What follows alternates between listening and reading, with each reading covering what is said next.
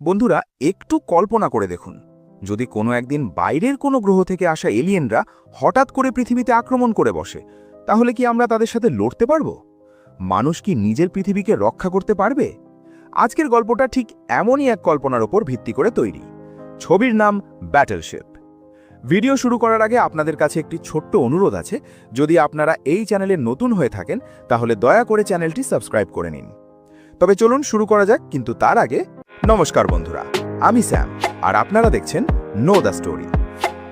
গল্পের শুরু হয় 2005 সাল থেকে। সেই সময় কিছু বিজ্ঞানী মহাকাশ গবেষণা করতে গিয়ে একটি অনেক দূরের গ্রহ আবিষ্কার করেন, যার পরিবেশ অনেকটাই পৃথিবীর মতো। এই নতুন গ্রহটির নাম দেওয়া হয় প্ল্যানেট জি। বিজ্ঞানীদের ধারণা ছিল, যদি পৃথিবীতে জীবন থাকতে পারে, তাহলে হয়তো প্ল্যানেট জিতেও কোনো বুদ্ধিমান সভ্যতার অস্তিত্ব থাকতে পারে। এই আবিষ্কারের এক বছর পরে, অর্থাৎ 2006 সালে, নাসা একটি অত্যন্ত শক্তিশালী ট্রান্সমিশন সিস্টেম তৈরি করে। এই ডিভাইসটি আগের যে কোনো যোগাযোগ ব্যবস্থার তুলনায় প্রায় 5 গুণ বেশি শক্তিশালী ছিল। এই প্রযুক্তিকে ব্যবহার করে শুরু করা হয় একটি বিশেষ মিশন, দ্য বিকন প্রজেক্ট। এই প্রকল্পের মূল উদ্দেশ্য ছিল প্ল্যানেট জি এর দিকে সিগন্যাল পাঠানো, যাতে সেখানে যদি কোনো উন্নত সভ্যতা থাকে, তাহলে তারা আমাদের এই সিগন্যাল পেয়ে পৃথিবীর অস্তিত্ব সম্পর্কে জানতে পারে। এই মিশন সম্পন্ন করার জন্য হাওয়াইয়ের পাহাড়ি এলাকায় বিশাল বিশাল স্যাটেলাইট ডিশ অ্যান্টেনা বসানো হয়। এই অ্যান্টেনাগুলো প্রতি 24 ঘন্টায় একবার করে শক্তিশালী সিগন্যাল মহাকাশের দিকে পাঠাতো। প্রথমে সেই সিগন্যাল মহাকাশে থাকা একটি স্যাটেলাইটের কাছে পৌঁছাতো, তারপর স্যাটেলাইট সেটিকে আরও শক্তিশালী করে প্ল্যানেট জি এর দিকে পাঠিয়ে দিত। এভাবেই পৃথিবী থেকে প্ল্যানেট জি এর দিকে সিগন্যাল পাঠানোর প্রক্রিয়া শুরু হয়ে যায়। এবার গল্পটি চলে আসে ওয়াহু শহরে, যেখানে থাকে এক তরুণ যার নাম অ্যালেক্স হপার। অ্যালেক্স খুবই বেপরোয়া স্বভাবের একজন মানুষ।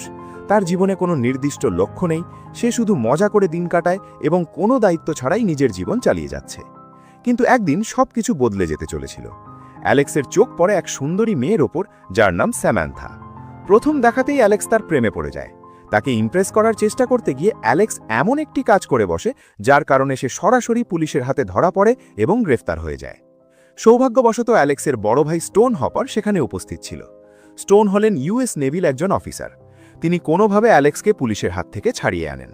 কিন্তু এইবার স্টোন অ্যালেক্সকে একটি গুরুত্বপূর্ণ কথা জানায়। যে মেয়েটিকে নিয়ে অ্যালেক্স এত স্বপ্ন দেখছে, সে কোনো সাধারণ মেয়ে নয়। স্যামান্থা আসলে অ্যাডমিরাল টেরেন্স শেনের মেয়ে, যিনি ইউএস নেভির একজন উচ্চপদস্থ অফিসার। তবে অ্যালেক্সের কাছে এই বিষয়টি খুব একটা গুরুত্বপূর্ণ ছিল না। তার কাছে শুধু স্যামান্থাই গুরুত্বপূর্ণ। তার বাবার পদ বা মর্যাদা তার কাছে কোনো গুরুত্ব রাখে না। অন্যদিকে স্টোন অ্যালেক্সের এই বেপরোয়া জীবনে খুবই বিরক্ত হয়ে উঠেছিল। তার মনে হচ্ছিল, যদি অ্যালেক্স এখনই না বদলায়, তাহলে তার জীবন সম্পূর্ণ নষ্ট হয়ে যাবে।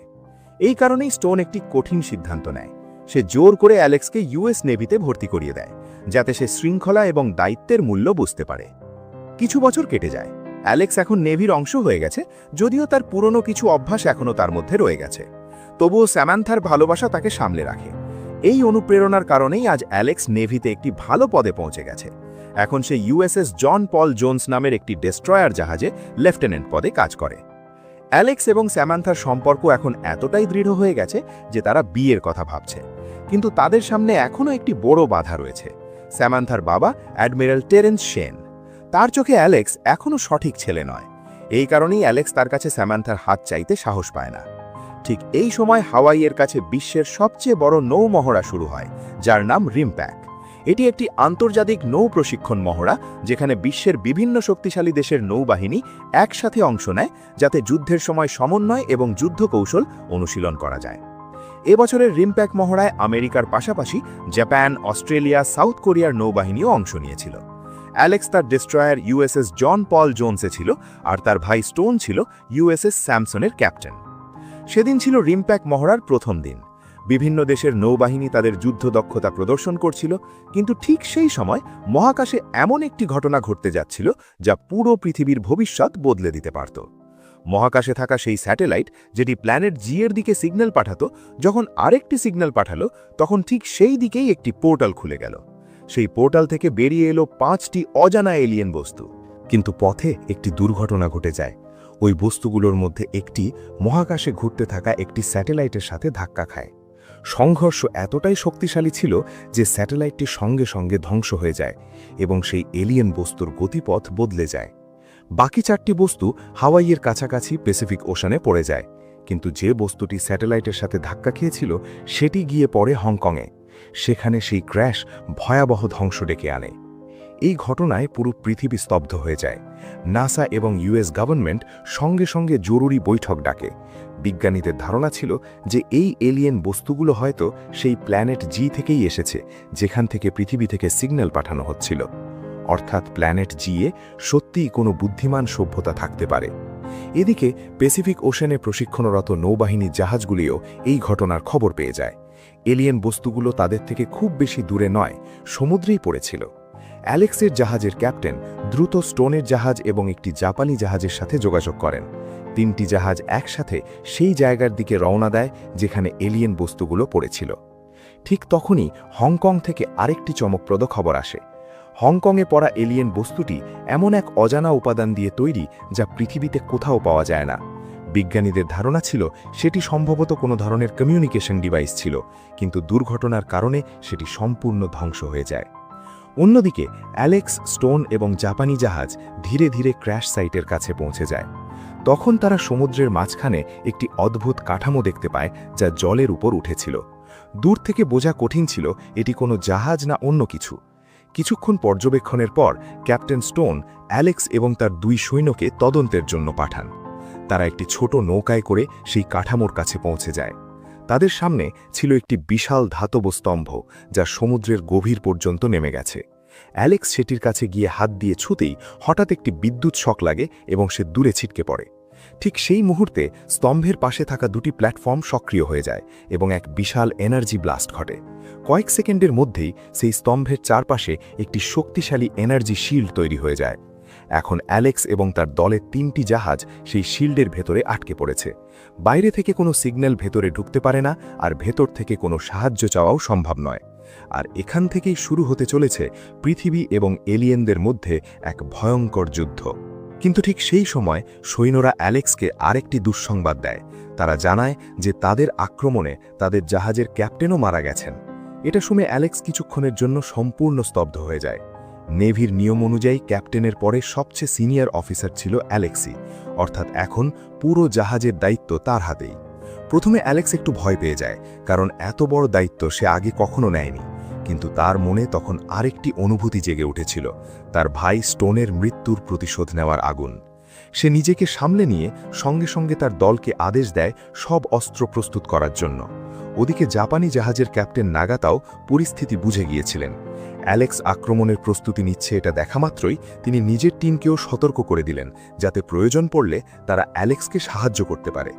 এই মুহূর্তে এলিয়েনদের জাহাজ একেবারেই চুপ ছিল, কিন্তু যেই না অ্যালেক্স আর নাগাতা তাদের জাহাজের অস্ত্রগুলো এলিয়েনদের দিকে তাক করল, ঠিক তখনই হঠাৎ করে একটি এলিয়েন ডেস্ট্রয়ার জাহাজ সক্রিয় হয়ে গেল। এলিয়েন জাহাজটি সরাসরি নাগাতার জাহাজের ওপর মিসাইলের বৃষ্টি শুরু করে দিল।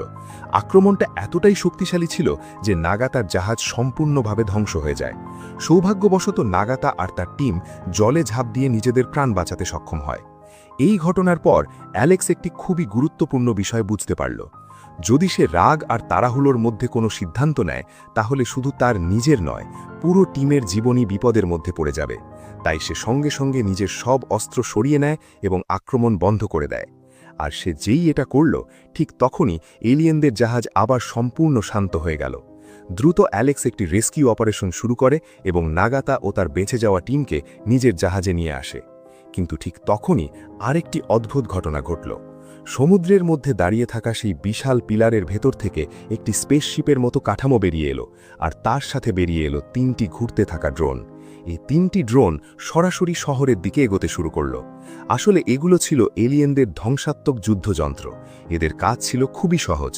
যেই তারা কোনো সামরিক অস্ত্র বা ইলেকট্রনিক ডিভাইস শনাক্ত করবে, সঙ্গে সঙ্গে সেটাকে ধ্বংস করে দেবে, সে গাড়ি হোক, হেলিকপ্টার হোক কিংবা মানুষ। আর এখন এই ড্রোনগুলো আশেপাশের এলাকায় ভয়ঙ্কর ধ্বংসযজ্ঞ চালাতে শুরু করেছে। এদিকে গল্পের আরেকটি অংশ এগোচ্ছে ওয়াহু দ্বীপের পাহাড়ি এলাকায়।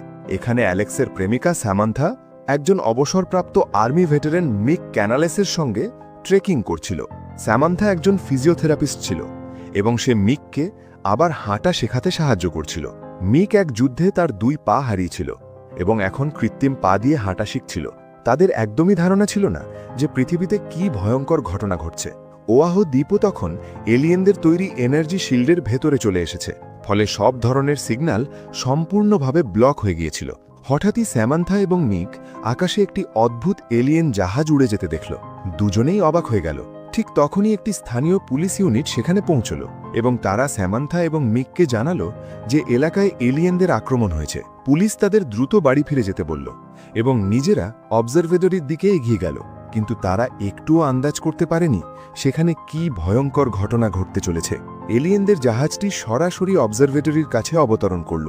জাহাজের হ্যাচ খুলতেই সেখান থেকে কয়েকজন এলিয়েন বেরিয়ে এলো, যারা শক্তিশালী আর্মার স্যুট পরেছিল, পুরোপুরি নীরব কিন্তু ভীষণ ভয়ঙ্কর। তারা এক মুহূর্ত সময় নষ্ট না করেই অবজারভেটরির ওপর আক্রমণ চালিয়ে দিল।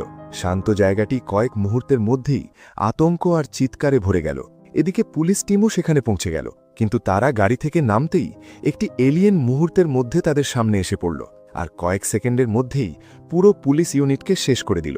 অন্যদিকে সমুদ্রের মধ্যে অ্যালেক্সের টিম আরেকটি চমক দেওয়া জিনিস খুঁজে পেল।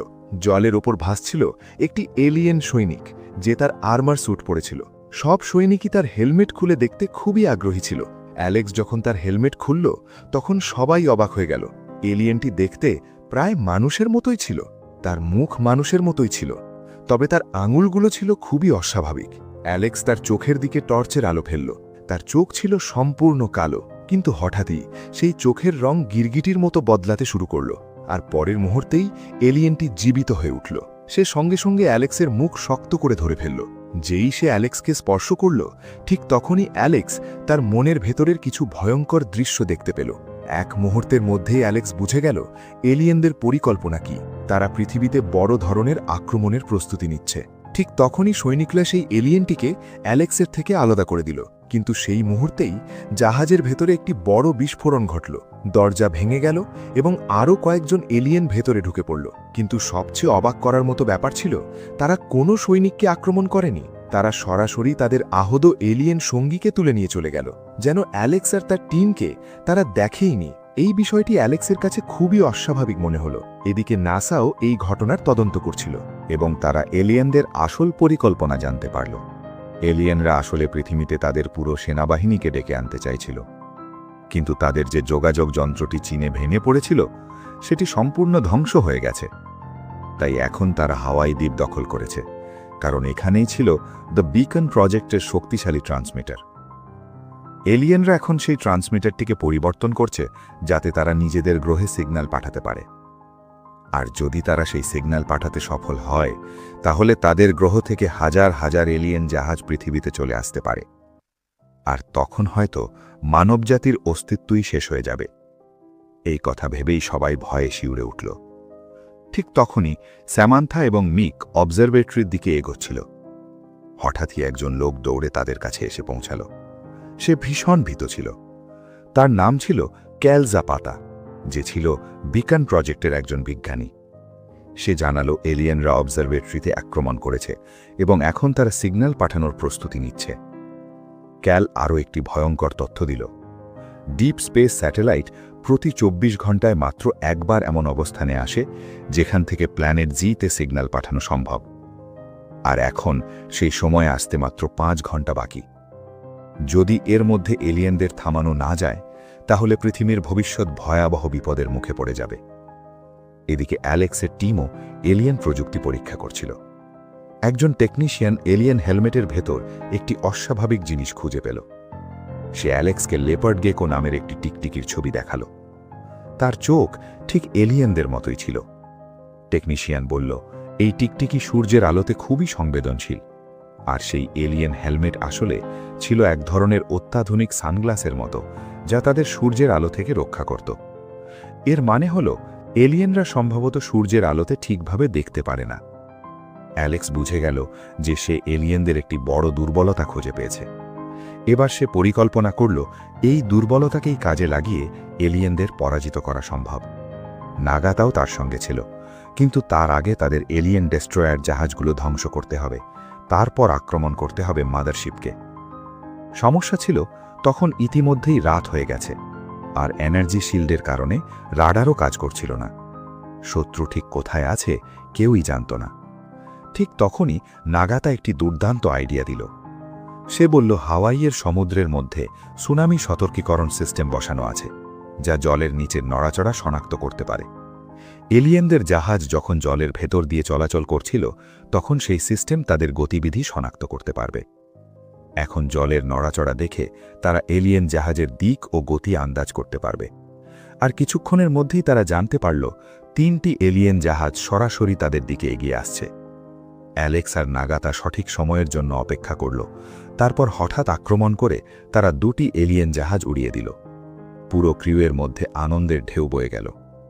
এখন তাদের মনে হল এলিয়েনদের হারানো সম্ভব। ওদিকে স্যামান্থাও অ্যালেক্সের সঙ্গে যোগাযোগ করার চেষ্টা করছিল। ক্যালের বিশেষ ডিভাইসের সাহায্যে অবশেষে কলটি সংযুক্ত হল। স্যামান্থা অ্যালেক্সকে জানালো এলিয়েনরা ওয়াহু দ্বীপে ট্রান্সমিটার চালু করতে যাচ্ছে। তাদের হাতে মাত্র 4 ঘন্টা সময় বাকি। তার আগেই সেই দ্বীপ ধ্বংস করতে হবে। কিন্তু ঠিক তখনই কলটি কেটে গেল। এদিকে শেষ এলিয়েন ডেস্ট্রয়ার জাহাজটি নিজের কৌশল বদলে ফেলল এবং অ্যালেক্সের জাহাজকে পেছন থেকে ঘিরে ফেলতে শুরু করল। সূর্য উঠতে তখন আর মাত্র 40 মিনিট বাকি। অ্যালেক্স একটি ঝুঁকিপূর্ণ পরিকল্পনা করল। সে এলিয়েন জাহাজের হাত থেকে পালাতে থাকল যতক্ষণ না সূর্য ওঠে। আর সূর্য উঠতে অ্যালেক্স নিজের জাহাজকে দ্বীপের পেছন দিয়ে ঘুরিয়ে এলিয়েন জাহাজের সামনে নিয়ে এলো। একটি শক্তিশালী স্নাইপার শটে সে এলিয়েন জাহাজের উইন্ডশিল্ড ভেঙে দিল। আর সূর্যের আলো ভেতরে ঢুকতেই এলিয়েনরা অন্ধ হয়ে গেল। ঠিক সেই মুহূর্তে অ্যালেক্স আর নাগাতা রকেট ছুড়ে দিল, আর শেষ এলিয়েন জাহাজটিও ধ্বংস হয়ে গেল। কিন্তু আনন্দ বেশিক্ষণ স্থায়ী হল না। মাদারশিপ সঙ্গে সঙ্গে 2টি ড্রোন পাঠিয়ে দিল। সেগুলো অ্যালেক্সের জাহাজটিকেও ধ্বংস করে দিল। সৌভাগ্যবশত অ্যালেক্স, নাগাতা এবং কয়েকজন সৈনিক একটি ছোট নৌকায় করে পালিয়ে বাঁচতে পারল। কিন্তু নিজেদের ডেস্ট্রয়ার জাহাজ হারানো তাদের জন্য ছিল বিশাল ধাক্কা। ওদিকে স্যামান্থা দূর থেকে অ্যালেক্সের জাহাজ ধ্বংস হতে দেখেছিল। তার মনে হলো অ্যালেক্স হয়তো মারা গেছে, আর এখন হয়তো এলিয়েনদের থামানোর মতো কেউই আর বাকি নেই। কিন্তু ঠিক তখনই মিক সাহস দেখালো। সে তার 2 পা হারালেও তার ভেতরের সৈনিক এখনও জীবিত ছিল। মিক সময় নষ্ট না করে একটি পুলিশের গাড়ি নিয়ে স্যামান্থাকে সঙ্গে নিয়ে সরাসরি অবজারভেটরির দিকে রওনা দিল। সেখানে এলিয়েনরা তাদের যোগাযোগ ব্যবস্থা প্রায় তৈরি করে ফেলেছিল। যদি সেই সিস্টেম চালু হয়ে যেত, তাহলে তারা নিজেদের গ্রহে সিগন্যাল পাঠিয়ে আরও হাজার হাজার এলিয়েনকে পৃথিবীতে ডেকে আনতে পারত। অন্যদিকে সমুদ্রের মাঝখানে অ্যালেক্স আর তার টিমের পরিস্থিতি ছিল খুবই খারাপ। তাদের ডেস্ট্রয়ার জাহাজ ধ্বংস হয়ে গেছে। এখন তাদের কাছে না ছিল কোনো বড় অস্ত্র, না ছিল কোনো যুদ্ধজাহাজ। এই অবস্থায় এলিয়েনদের মোকাবিলা করা প্রায় অসম্ভব মনে হচ্ছিল। কিন্তু ঠিক তখনই অ্যালেক্সের চোখে পড়ে উপকূলে দাঁড়িয়ে থাকা একটি পুরনো জাহাজ। এটি ছিল কিংবদন্তি যুদ্ধজাহাজ ইউএসএস মিজুরি। একসময় এটি ছিল বিশ্বের সবচেয়ে শক্তিশালী ব্যাটেলশিপগুলোর একটি, কিন্তু এখন এটিকে কেবল একটি জাদুঘর হিসেবে রাখা হয়েছিল। তবুও অ্যালেক্স বুঝতে পারল এটাই হয়তো তাদের শেষ আশা। অ্যালেক্স তার টিমকে নিয়ে দ্রুত সেই জাহাজে উঠে গেল। সমস্যা ছিল এই জাহাজ প্রায় 70 বছরের পুরনো প্রযুক্তিতে তৈরি। আধুনিক নেভির সৈনিকদের তার কন্ট্রোল সম্পর্কে খুব বেশি অভিজ্ঞতা ছিল না। কিন্তু ভাগ্য যেন সেদিন মানবজাতির পক্ষে ছিল। সেই জাহাজে কিছু বয়স্ক নেভি ব্যাটেরিয়ানও উপস্থিত ছিলেন, যারা একসময় এই ব্যাটেলশিপেই কাজ করেছিলেন। তারা RIMPAC অনুশীলনের সময় অতিথি হিসেবে সেখানে এসেছিলেন এবং এলিয়েনদের এনার্জি শিল্ডের কারণে সেখানেই আটকে পড়েছিলেন। পরিস্থিতি বোঝার পর সেই পুরনো নাবিকরাও আবার একবার তাদের সাহস দেখালেন। তারা অ্যালেক্স এবং তার টিমের সঙ্গে মিলে জাদুঘরে রাখা জাহাজটিকে আবার একটি যুদ্ধজাহাজে পরিণত করলেন। কিন্তু সামনে দাঁড়িয়ে থাকা শত্রু কোনো সাধারণ শত্রু নয়। একদিকে ছিল এলিয়েনদের অত্যাধুনিক মাদারশিপ, আর অন্যদিকে 70 বছরের পুরনো একটি ব্যাটেলশিপ। তবুও অ্যালেক্স এবং তার টিম হাল ছাড়ল না। তারা সরাসরি মাদারশিপের উপর আক্রমণ করার সিদ্ধান্ত নিল। এলিয়েন জাহাজটির আকার ছিল বিশাল এবং তার অস্ত্রগুলোও ছিল অত্যন্ত উন্নত। প্রতিবারই মনে হচ্ছিল এলিয়েন প্রযুক্তি তাদের উপর ভারী পড়ে যাবে। কিন্তু এলিয়েনরা সম্ভবত একটি জিনিস বুঝতে পারেনি: মানুষের কৌশল আর সাহসকে কখনোই হালকাভাবে নেওয়া উচিত নয়। অ্যালেক্স তার জাহাজকে ক্রমাগত চালিয়ে যেতে লাগল। সে এলিয়েন জাহাজের আক্রমণের রেঞ্জ এড়িয়ে সুযোগ পেলেই মিসাইল ছুড়ে যেতে লাগল। দীর্ঘ এক যুদ্ধের পর অবশেষে সেই এলিয়েন মাদারশিপ ধ্বংস হয়ে গেল। মাদারশিপ ধ্বংস হওয়ার সাথে সাথেই এলিয়েনদের তৈরি এনার্জি শিল্ডও ভেঙে গেল। এখন শিল্ডের বাইরে অপেক্ষা করে থাকা মার্কিন নৌবাহিনী এবং বিমান বাহিনীর জন্য পথ সম্পূর্ণ পরিষ্কার হয়ে গেল। অ্যাডমিরাল সঙ্গে সঙ্গে আক্রমণের জন্য এয়ারফোর্সকে প্রস্তুত করতে শুরু করলেন। কিন্তু বিপদ তখনও পুরোপুরি শেষ হয়নি। ওয়াহু দ্বীপে এলিয়েনরা তাদের যোগাযোগ যন্ত্র ইতিমধ্যেই বসিয়ে ফেলেছিল, শুধু সিগন্যাল পাঠানো বাকি ছিল। আর যদি সেই সিগন্যাল পাঠানো হয়ে যেত, তাহলে হয়তো পুরো এলিয়েন বাহিনী পৃথিবীতে নেমে আসত। ঠিক সেই মুহূর্তেই স্যামান্থা এবং মিক গাড়ি নিয়ে সরাসরি সেই জায়গায় পৌঁছে গেল যেখানে এলিয়েনদের সেই ডিভাইসটি বসানো ছিল। এক মুহূর্ত না ভেবে মিক গাড়িটা সোজা সেই যোগাযোগ যন্ত্রের সঙ্গে ধাক্কা মেরে দিল। প্রচণ্ড ধাক্কায় ডিভাইসটি বন্ধ হয়ে গেল। কিন্তু এখন স্যামান্থা এবং মিক সরাসরি এলিয়েনদের সামনে পড়ে গেছে। একটি এলিয়েন সঙ্গে সঙ্গে তাদের উপর আক্রমণ করতে এগিয়ে এলো। মিক তার 2 পা হারালেও তার ভেতরের সৈনিক এখনও বেঁচে ছিল। সে সাহস দেখিয়ে সেই এলিয়েনের সঙ্গে লড়াই শুরু করল। লড়াইয়ের সময় মিক এলিয়েনটির হেলমেট টেনে খুলে ফেলে। হেলমেট খুলতেই সূর্যের আলোতে এলিয়েনটির পরিষ্কারভাবে দেখতে সমস্যা হতে লাগল। তবুও এলিয়েনটি আন্দাজে আক্রমণ করে মিককে জোরে মাটিতে ফেলে দেয়। এখন সে মিককে মেরে ফেলতে যাচ্ছিল, ঠিক তখনই ক্যাল সেখানে পৌঁছে গেল। ক্যালও সাহস দেখিয়ে এলিয়েনের ওপর ঝাঁপিয়ে পড়ল। এর ফলে মিক আরেকটি সুযোগ পেল। সে সঙ্গে সঙ্গে এলিয়েনটিকে শক্ত করে ধরে ফেলে এবং ক্যালকে বলে, স্যামান্থাকে নিয়ে এখান থেকে দ্রুত চলে যাও। কিন্তু এর মধ্যেই এলিয়েনরা তাদের যোগাযোগ যন্ত্র আবার ঠিক করে ফেলেছিল। তারা আবার সিগন্যাল পাঠানোর জন্য প্রস্তুত হয়ে গেছে। এদিকে সমুদ্রের মাঝে অ্যালেক্সের ব্যাটেলশিপে তখন মাত্র একটি মিসাইল বাকি ছিল। অ্যালেক্স সেই শেষ মিসাইলটি লোড করে এবং ওয়াহু দ্বীপে বসানো এলিয়েন যোগাযোগ যন্ত্রের দিকে লক্ষ্য স্থির করে। কিন্তু ঠিক তখনই আরেকটি ধাক্কা এলো। এলিয়েন মাদারশিপটি এখনও পুরোপুরি ধ্বংস হয়নি। শেষ আক্রমণ হিসেবে সেটি 3টি ড্রোন অ্যালেক্সের জাহাজের দিকে ছুড়ে দিল। সেই ড্রোনগুলো থামানোর মতো আর কোনো অস্ত্র অ্যালেক্সের কাছে ছিল না। অ্যালেক্স এবং নাগাতা বুঝে গেল, হয়তো এটাই তাদের শেষ মুহূর্ত। তবুও মরার আগে তারা তাদের শেষ মিসাইলটি ছুড়ে দিল। মিসাইলটি সোজা দ্বীপে থাকা এলিয়েন যোগাযোগ যন্ত্রের দিকে ছুটে গেল। ঠিক সেই সময় এলিয়েনরাও সিগন্যাল পাঠানোর প্রক্রিয়া শুরু করে দিয়েছিল। আর তখনই একটি ভয়ঙ্কর বিস্ফোরণ হল। অ্যালেক্সের মিসাইল সেই যোগাযোগ যন্ত্রটিকে সম্পূর্ণ ধ্বংস করে দিল। সেই বিস্ফোরণে সেখানে থাকা এলিয়েনরাও শেষ হয়ে গেল। কিন্তু তখনও অ্যালেক্স এবং তার দলের ওপর বিপদ ঘনিয়েছিল। ড্রোনগুলো তাদের জাহাজের ওপর পড়তে চলেছে। ঠিক তখনই আকাশ থেকে বিদ্যুতের মতো 3টি মিসাইল এসে হাজির হল। সেগুলো মাঝ আকাশেই সেই 3টি ড্রোনকে ধ্বংস করে দিল। এটি ছিল মার্কিন বিমান বাহিনী, যারা ঠিক সময় সেখানে পৌঁছে গিয়েছিল। তারা বাকি থাকা এলিয়েন মাদারশিপটিকেও সম্পূর্ণভাবে ধ্বংস করে দিল। এভাবেই অ্যালেক্স এবং তার দলের সাহস আর কৌশলের জন্য মানব জাতি এক ভয়ঙ্কর ধ্বংসের হাত থেকে বেঁচে গেল। সামান্থা, মেক এবং ক্যালও বিস্ফোরণের আগে নিরাপদ জায়গায় পৌঁছে গিয়েছিল। এদিকে অ্যালেক্সের সাহস সবার মন জয় করে নিল। সে শুধু এলিয়েনদেরই হারায়নি, বরং প্রমাণ করেছে যে দায়িত্ববোধ আর সাহসী একজন সত্যিকারের নায়কের পরিচয়। তাকে জাতীয় বীর হিসেবে সম্মান দেওয়া হলো। আর শেষে এলো সবচেয়ে বড় চমক। অ্যাডমিরাল টেরেন্স সেন, যিনি একসময় অ্যালেক্সকে একেবারে দায়িত্বহীন ছেলে মনে করতেন, এখন তার সাহস দেখে মুগ্ধ হয়ে গিয়েছিলেন। অবশেষে তিনি অ্যালেক্স এবং সামান্থার সম্পর্ককেও মেনে নিলেন। আর এভাবেই ব্যাটলশিপ সিনেমার গল্প এখানেই শেষ হয়। অ্যালেক্স শুধু এলিয়েনদেরই থামায়নি, সে প্রমাণ করেছে যে একজন দায়িত্বহীন ছেলে যখন নিজের দায়িত্ব বুঝে যায়, তখন সে একজন সত্যিকারের নেতা হয়ে উঠতে পারে। আর এই সাহসিকতার জন্যই আজও পুরো পৃথিবী অ্যালেক্স এবং তার দলকে বীর হিসেবে মনে রাখে।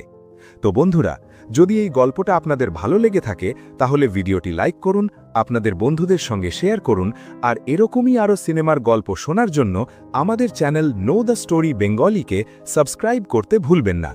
আপনাদের একটা সাবস্ক্রিপশন আমাদের নতুন নতুন গল্প শোনাতে উৎসাহ দেয়। দেখা হবে পরের ভিডিওতে আরও এক মন ছুঁয়ে যাওয়া গল্প নিয়ে। ততক্ষণ নিজের খেয়াল রাখুন। ধন্যবাদ।